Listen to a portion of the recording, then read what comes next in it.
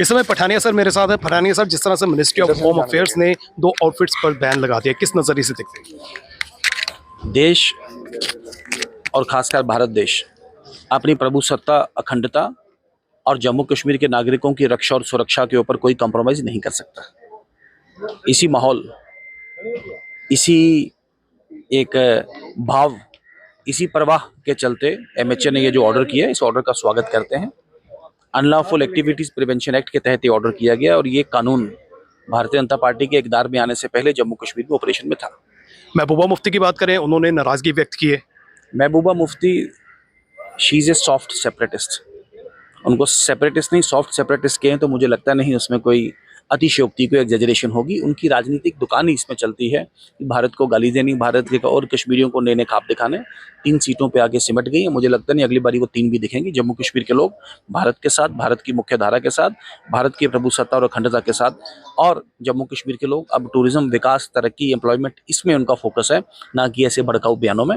मुझे लगता नहीं ये भड़काने वाली राजनीति, गुमराह करने वाली राजनीति, सब्ज बाग दिखाने वाली राजनीति जम्मू कश्मीर के राजनीतिक पटस्थल पे अब चल पाएगी।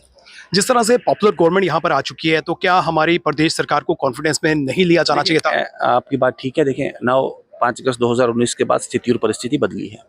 लॉ एंड ऑर्डर और इन एजेंसियों को बैन करना या इसके ऊपर कोई ऑब्जेक्टिव व्यू लेना, ये केंद्र सरकार का एक्सक्लूसिव डोमेन है।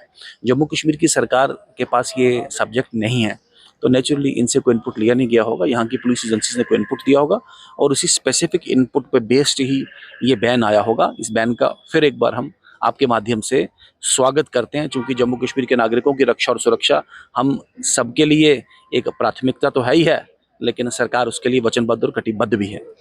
विभिन्न पॉलिटिकल पार्टीज का ये भी कंसर्न है कि वक्फ बोर्ड के लिए जो है बैठक बुलाई गई थी और उसी पर चर्चा के बाद जो है ये फैसला लिया गया है, तो कहीं ना कहीं जो है गुमराह भी किया जा रहा है। देखिए, कहानियाँ जितनी भी जुड़े, वक्फ बोर्ड के सामने मुझे ख्याल है 1 महीना से ऊपर हो गया मीरवाइज साहब को गए हुए। कई संगठन हमारे यहाँ से मेंबर पार्लियामेंट गुलाम अली खटाना साहब भी किए और उन्होंने कुछ प्रपोजल भी, उसमें अमेंडमेंट भी, सरकार के बिल में अमेंडमेंट दिए हैं। सरकार के मेंबर पार्लियामेंट ने, भारतीय जनता पार्टी के मेंबर पार्लियामेंट में सरकार के विधेयक में अमेंडमेंट दिए हैं और एक अमेंडमेंट शामिल भी किया गया उसमें।